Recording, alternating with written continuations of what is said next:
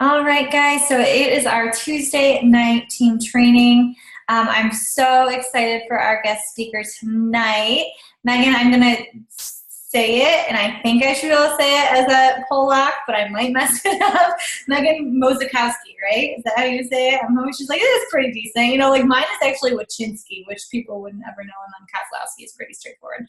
But the reason that we have Megan speaking is I actually went into the 5-star and above group and I was like, who wants to exchange calls with us? Because I want you guys to be able to hear from array of different speakers and not always hear from me.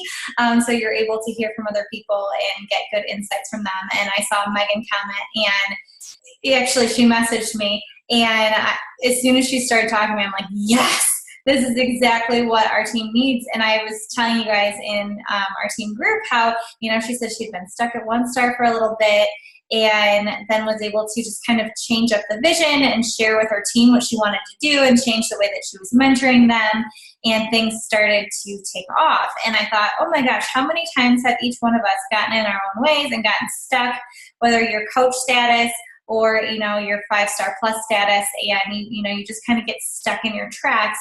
And it's helpful from here to hear from someone else the way that they're doing things, because mentorship in this business, the way that we mentor and work with our coaches, is so extremely important. This is a relationship business, and it's not always perfect. There's been lots of times that I've misstepped and I've messed up and I've had to go back, and I've actually been revamping things, so I'm really excited about this as well. But Megan's going to give us some of her tips on that. But before I turn it over to her, I wanted to make sure that I gave her the proper introduction, because I told you guys that I think you said that your son is 18 months, or is it 16 months? Okay, 16 months. So that's a hard age. She's walking and getting into everything. 16-month-old.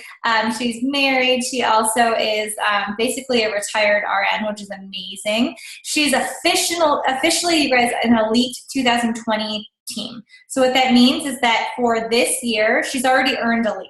The way that elite is set up is that you can earn it throughout the year, so you don't have to wait till the end of the year to find out if you earned it. She freaking already earned it. She's sponsored 8 diamonds this year alone. Okay, 8 diamonds this year alone, which means she knows what she's doing when she's working with her coaches, you guys. And she's officially 5-star diamond in her first business center. So Megan, I'm super excited to hear from you and just get some fresh ideas. This old coach needs to hear some of it, so I'm going to hand it over to you. Hey guys, how is everybody? I feel like hearing that, like, the introduction is just like, that's not me. It's like, that's somebody else. And I'm just like sitting on the call. But I struggled a lot. So I feel like whenever you hear a coach introduced like that and you're struggling, you're like, how? But like, I was there. So I'll give you just kind of like a brief synopsis of how like I got into Beachbody. But like Megan said, I was a nurse prior. So when I started working my business 4 years ago, I was working full time in pockets. I thought I was working hard then. And I feel like if you have children, like you totally understand the whole like, oh, I was working hard, or I was putting in a lot of effort. And then you have kids and you're like, I have this whole new concept of what time is and what time is not. And to think that like I would work a 12-hour shift and like be tired and like, oh, I can't work out, or I can't wake up any earlier. And like now I wake up, and if I don't, I have notes because I wake up at 4 a.m. So this is like, my brain stops working at like 4 p.m. But I kind of really picked things up when I was trying to have a child. So we had 2 years of infertility. And I knew that I really wanted to be a present mom. And I feel like no matter what kind of mom you want to be, that's fine. But like, I really just wanted to have more time. I didn't want to work holidays and weekends anymore. And I was always okay with like recruiting, hitting Success Club, doing all the things that I needed to do. But it was really that like next level piece of this business that I was craving, that I was envious of, and that I just could not have at the time. So I was essentially stuck at 1-star for like 2 years. And I mean, the 1-star was my husband, which was essentially me. I had no problem getting emeralds. And I even sponsored a couple of diamonds here and there. They were always in the wrong place, always at the wrong time. They would fall off. Just things just were not aligning. I always had the elite points, but like the rank and the diamonds was never there where it should have been. And it was just really frustrating. I'm very much like a figure it out person. I feel like I learned how to do everything in this business from YouTube and Google. And I have a really great relationship with my upline. It's just that's the type of person that I am. Like if I want to be better at something, or if I want to figure something out, or how did this person do this or do that, like I'm always on the internet trying to figure everything out. And I think that mentality gave me like resilience, endurance, and it gave me like the know-how to like figure stuff out. But the problem was I was not figuring out leadership. And this was the thing that I didn't necessarily like go to my upline or other like what's wrong with me, like what's missing, but I would always think it. Like whenever I would like watch a National Wake Up Call or a team call or something, like what are they doing that I'm not? And I think we can all get wrapped up and stuck into the whole like, well, she's doing this and she's doing that. And like this person's doing a sneak peek on Instagram and this person has a website and this person has graphics. And we get so caught up in what we see, but we don't really know what's going on in someone's home and like the work that they're putting into in the business. So what did I write down? So my old way of leadership was treating everybody the same, unfortunately. I put everybody into my group. I expected everybody to learn the way that I learned, because sometimes we hear from other top coaches who are like, I lead from example, like set the bar, like lead from the front. And I was creating all of these like systems and tools and forms, and I had a Thinkific training, and like nobody's doing anything. And it wasn't about that. Like I had to change everything. And actually what I ended up doing was so much more simpler. And I ended up changing everything in January. So I got really mad. And it was really after watching all of the elite calls that I got really, really mad. And I actually wrote on an index card that it said, you will never be elite. They are all better than you. And I pinned it in my office and I literally stared at it every single day. So that was like step one in me changing everything. The second piece of it, instead of like, I don't know how many of you guys have like your own team pages, but like if something was going on or if I saw that there was a need for something, I would just go live or like make a post and like hope that people saw it. Where with this post and this live, I actually tagged the people that I wanted to see it. And it was essentially like sharing my vision, why I was upset, why I was frustrated, what I wanted for us as a team. I shared what I wanted for me. I shared what I wanted for them. And I shared why it meant so damn much. Like everything from financials to summit to going on the trips and like not having a team to be with. Like it felt so lonely, like being on these trips and at summit and like bragging about it on social media, and like I don't have a team there. Like I had like one person there, which is great, but I wanted a team, and I wanted a team culture, and I wanted a group of girls who would be friends, who would choose to do stuff outside of Beachbody, like by choice, that had nothing to do with Beachbody. You know, like I envied seeing team retreats and things like that. And I was like, you know what? Like I don't even know that they like know this. So I did all of that in this post, and I basically said like, I'm done with the BS.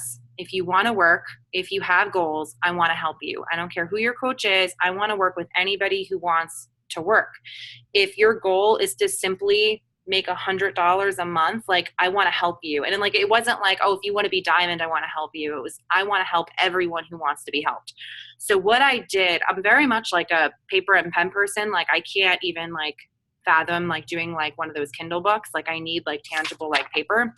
But I made like a very simple like intake form on Canva. I can always share those with you guys too. But I realized that like I knew more about my patients at work than I knew about coaches. And like if you're hitting like SC20 and you see people cancel and you don't know where they live or like what they're about, like that's a problem, you know?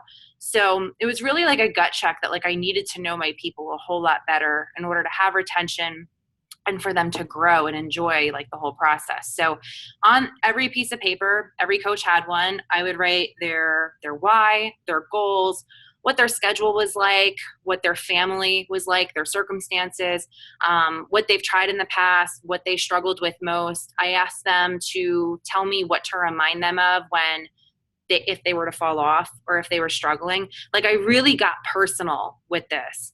And then I had their monthly goal and their like quarterly goal or yearly goal. I forget what it was initially. But everybody in this binder and I prioritized them based on how concrete their goals were and what they had shown me in the past. So if somebody said, I want to make Success Club 5 and be diamond, like that was going in the back, because like there, to me, that's just, it's like a popularity contest, you know? But for the person who is like, I want to make $100 a month so that I could pay for my phone bill, like that was concrete. Like that was real to me. It was real to them. They went up to the front. And I told them that, like, this has nothing to do with like you wanting to quit your job. I just want to help the people who are like serious about doing something. And I made these tabs. So the first, and I did this with customers too. So in my binder, the first tab, it was called First 30. And I kind of just adapted that from Beachbody because that's, you know, what we're taught essentially. And then behind them, I put all of my working coaches, no matter who they were, who their upline was, and how big their goals were. And then behind them, I had a tab called Dreamers. And that was essentially any coach who expressed that they wanted to work the business, but wasn't either doing the things, wasn't taking it seriously, wasn't tracking, and wasn't concrete with what they wanted to do and why.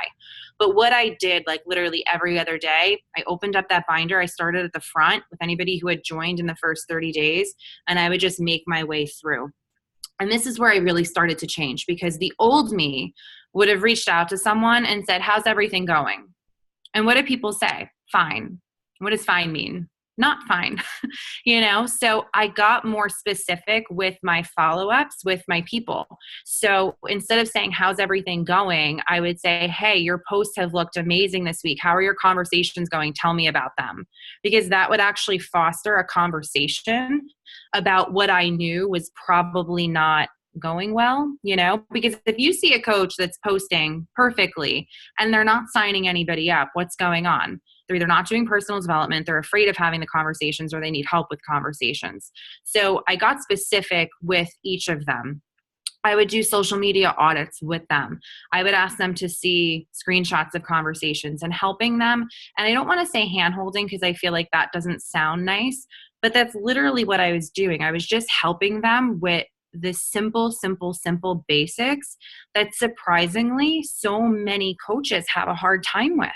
And just helping them with like maybe editing a photo, but like being honest about it. Like, hey, like your pictures are great, but like they're really dark and grainy, or like maybe like shove your laundry in a corner, like just helping them with little things to just take them from good to great, you know? And I feel like through doing that and doing it often, it built connections and relationships within the team that was far past like just coach to coach, if that makes sense. And if I had nothing to like, if let's just say I reached out to somebody 2 days ago about like, how are your conversations going? The next touch may have been like me supporting their kids' post on social media or asking them a question on like, I just wanted them to know that I was there for them, that I cared about them, and that I was always in contact. And that contact, like that authentic and genuine contact with my downline, I feel like it made them more comfortable reaching out to me when they actually needed help. Because surprisingly, I feel like a lot of our coaches are afraid to reach out for help. They either don't want to bother us, they don't want to waste their time, they don't want to feel silly or stupid. And if you can really just focus on the relationship and the connection, it really does open the doors for like honesty, to the point where the old me would have been like, wow, like this coach said that she wanted to work and she's not doing anything, where now she's telling me that she's having a hard time in her marriage. And that's why, but she's still involved because we're friends. You know what I mean? It just made things different. In terms of the other thing that I did too, I held them accountable. So the old me, if let's just say we were doing like some team push or some team something or other, and I noticed that people weren't like tracking or doing X, Y, and Z, the old me would have like done a post in the team page to just indirectly talk about like whatever it was, where this time I would reach out to a coach and be like, hey, you said that you wanted this. You said that you were willing to do this. And I just looked at your social media and you haven't posted in 3 days. I'm willing to give you 100% of me. I'm willing to run or walk at your pace. But if you're not going to post and you're not going to do the simple things, we should just stop this relationship of coaching. We could still be friends, but I don't want to waste your time. And, you know, I don't have a ton of time because my child is in everything. But that coach and the few coaches that I had to do that with started posting again, and they started doing the things again. But I feel like I was upfront with them. I was transparent with them, but I was also like being real, like it helped me be realistic with them about like, you're not going to achieve what you want by doing it this way, you know?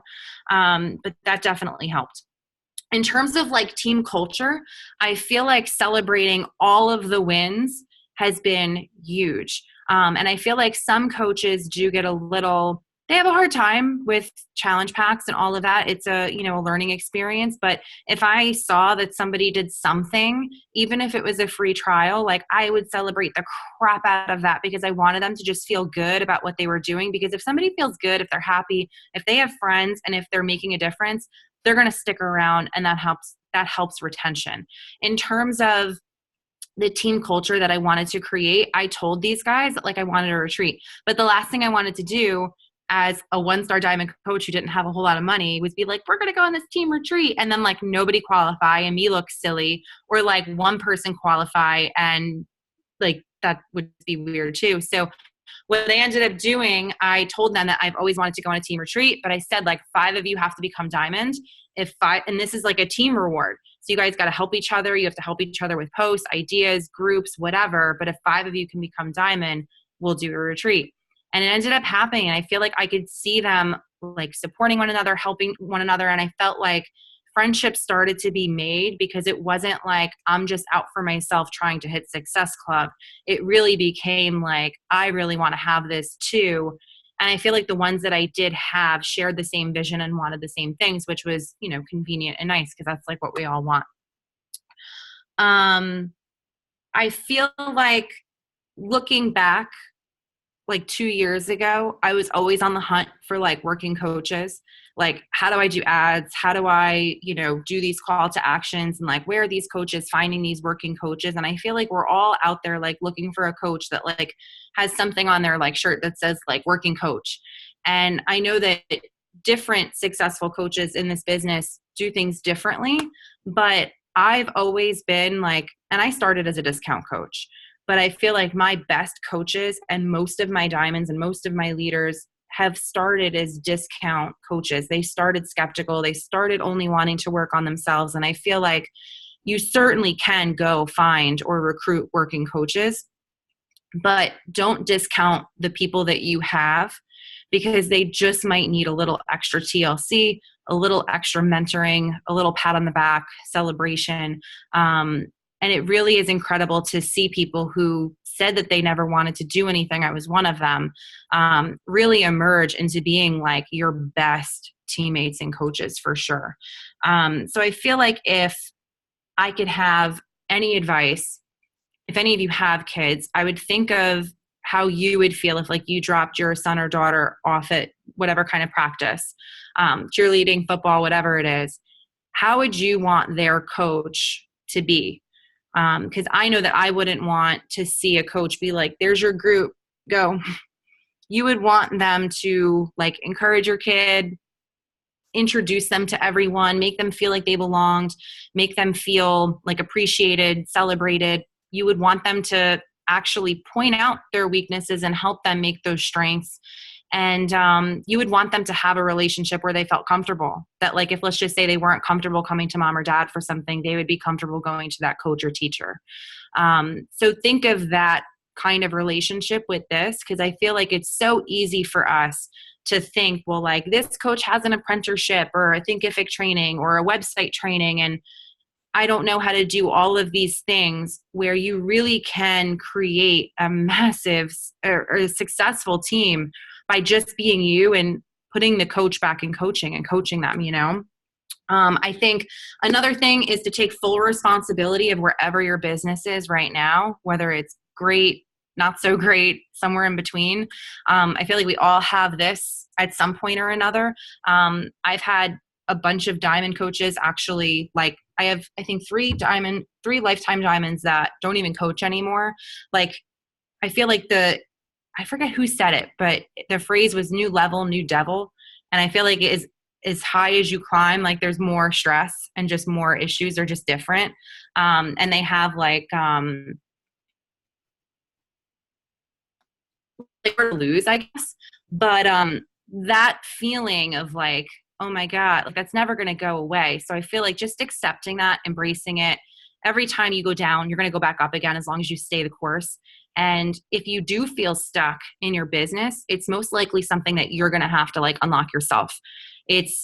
I don't think it's ever the type of thing where like your upline coach is ever going to be like, you know what, it's this, like you need to go, it's going to be something that comes from within inside you that you need to experiment with, figure out.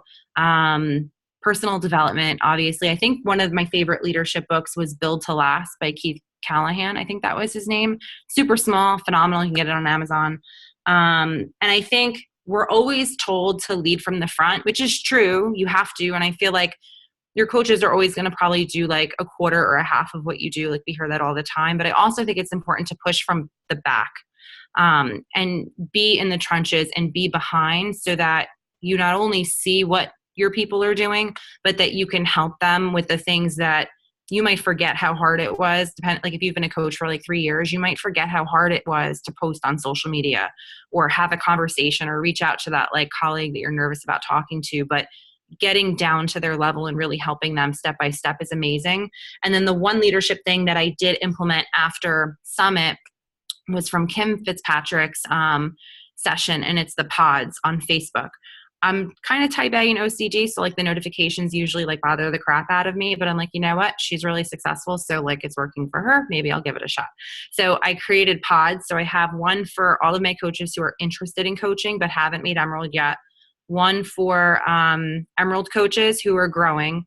I have an almost diamond pod, which is anybody who has like 3 or 6 total PS coaches, like 3 and 3, and a pod for my diamond. So 4 total pods.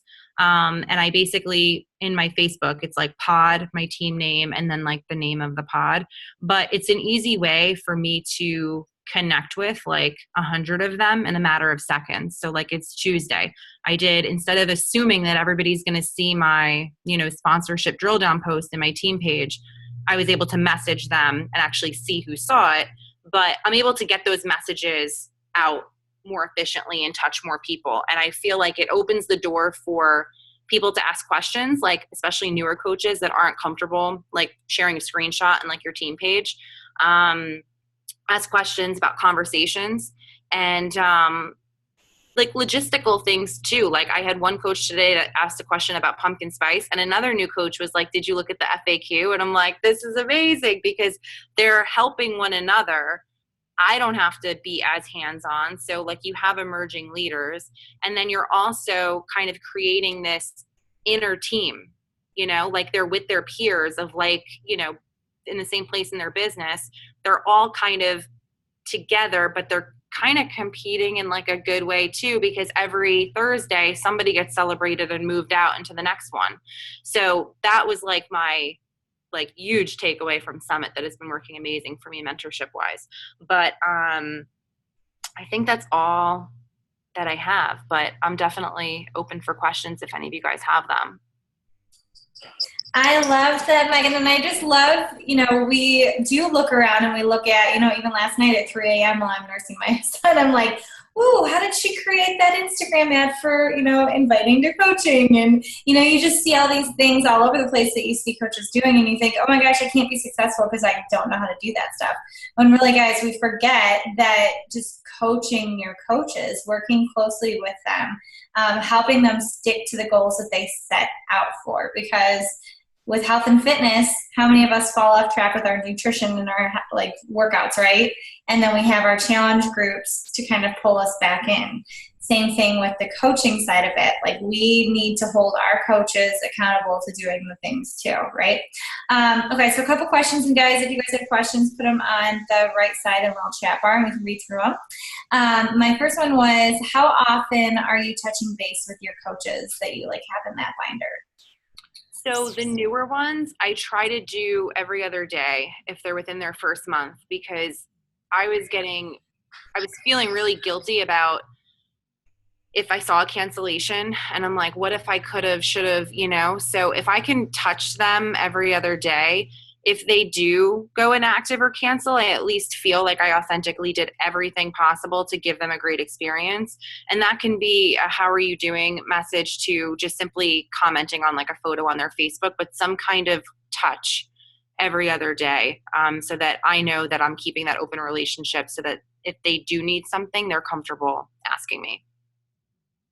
And then like, I guess, like working coaches, I feel like the ones who are like running towards Diamond, talking to them every day. I talk to my Diamond coaches at least every other day. And it's not always about coaching because I feel like we've become friends.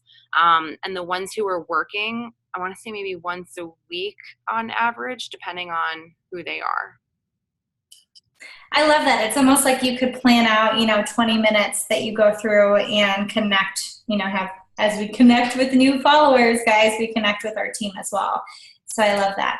My other question, and I think you kind of touched base on it, is so with your diamonds, so you've popped 8 diamonds this year. And did you put together, I know you said a pod, but is there anything else you did to help them push towards that other than just kind of making those connections with them throughout the week? To like build past Diamond, you mean? Or to help them get to Diamond? It was essentially just all of what I was doing. It wasn't anything like special, and I didn't even have the pot. Most of them hit Diamond before Summit. 2 of them hit after, or 3 of them hit after. But Summit definitely helps. So if you guys haven't gone to Summit, you need to do that. 2 of my girls were literally Emerald at Summit, and they shook on it there. Like we all shook on it together, and they're like, I'm going to be Diamond at the end of the month. And they did it. It was insane, and it was really cool, and it was awesome that they had that to do together.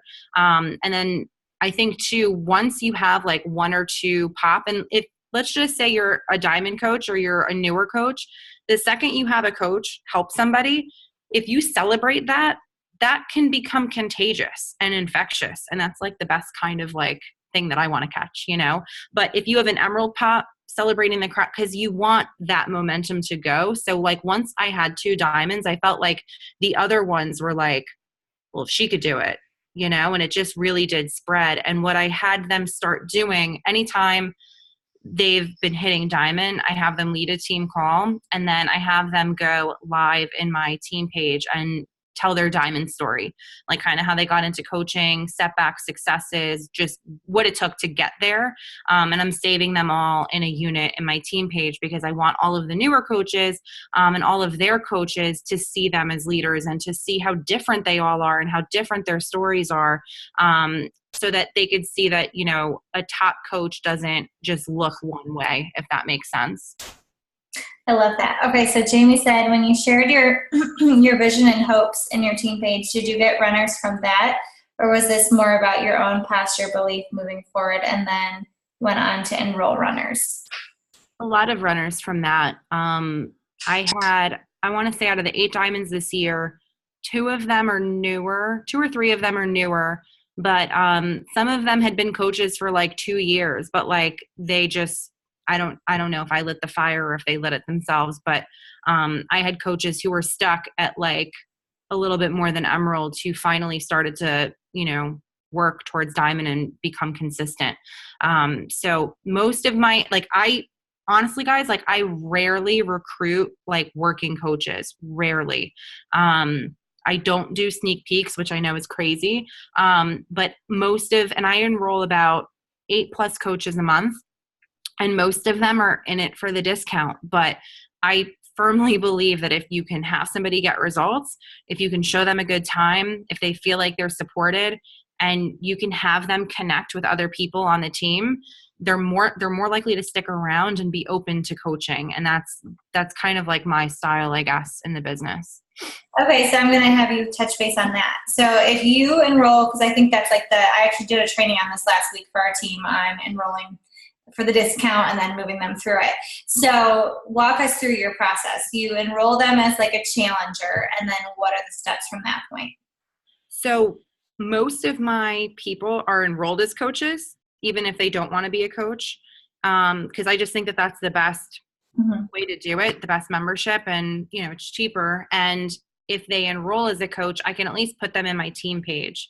So they get a feel for like my big communal group that's fitness and nutrition focused, and then they have the team page. And I just honestly try to give them the best experience as I can. And then I think what I was realizing early on with retention, like if more on July 1st, but we weren't starting the workouts until the 29th. A lot of people don't even open their product until the end of the month. So that's when I would see coaches going inactive. And that's when some of my emerging working coaches would see some of their coaches falling off. So I feel like it was just like a good thing to, realize what was going on with that. But just giving them an awesome experience. And then within like 2 weeks, like, have you ever thought of like actually like having somebody do this with you? Like the most basic, boring question ever. And some of them, yes, some of them, no, but that's really it. Like nothing crazy at all. But if they, obviously were telling me no, that they weren't interested, I wasn't, trying to push them to do anything, of course. But another thing that I do locally, I try to do some kind of event like every quarter.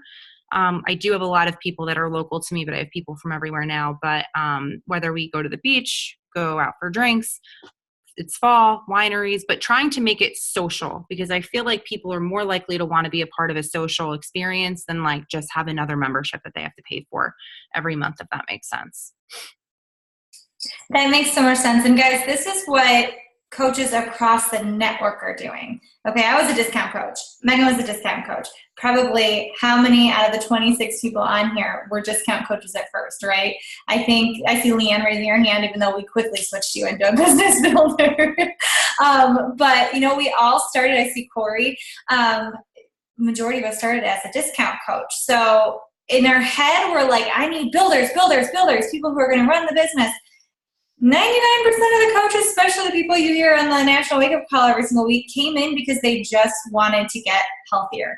That's what this company is about, getting healthier. Then you fall in love with the experience, like Megan said, and then you want to share that with other people, right? You become so obsessed with it, you can't shut up about it, that you want to share it with other people. And then you realize, oh my gosh, I can make money off of sharing it and helping other people. That's this business, you guys, and that's how it grows. So I'm hoping that we're able to kind of switch that mindset to focus on just helping people, putting the coaching back in coaching, like Megan said, and truly serving them with whatever they want to achieve, whether it is business type goals or it's just the workouts and then whatever. But any other questions, guys? And Megan, anything else that you want to touch base on? And just like a quick thing too, like if you have challengers, if let's just say 3 weeks have gone by or they do like the first phase of Morning Meltdown, you can just simply ask them, like if you don't want to like ask them the coaching question, like has anybody complimented you on how you look and feel? Like is anybody noticing a difference? Most of them are going to say yeah. And you can transition into it that way too. That's like one of my favorite ways to do it, because it's not so scary to say those words, right? Because it feels good to get compliments. But Megan, thank you so much. Thank you for sharing. I love the fact that you have the binder. I think it's so personal. I think back to when Carl talked about, that he has testimonials from all the different programs in his binders. And when he's having a tough time, he goes through the testimonials and looks at all these before and afters, guys. Same thing, same concept. You're able to put your coaches into this binder, and you might start out with one coach in that binder, but you're able to connect with that person and build that relationship, not just on, hey, how's it going? But hey, let me coach you. You said you wanted this, but your actions are speaking differently, So love, love, love. Guys, thank you so much for hopping on. I will make sure that I put this training in the team group tomorrow. You guys all learned about the resource folder last week. I reminded you guys hardcore about that, so it'll also be in there. I think that's it, you guys. Megan said, you totally spoke my love language tonight. Thank you so much for your time. Oh, that's a great compliment, right? Another Megan, of course. Yeah. Guys, have a wonderful Tuesday, and I'll talk to you all in the team group. Bye, guys.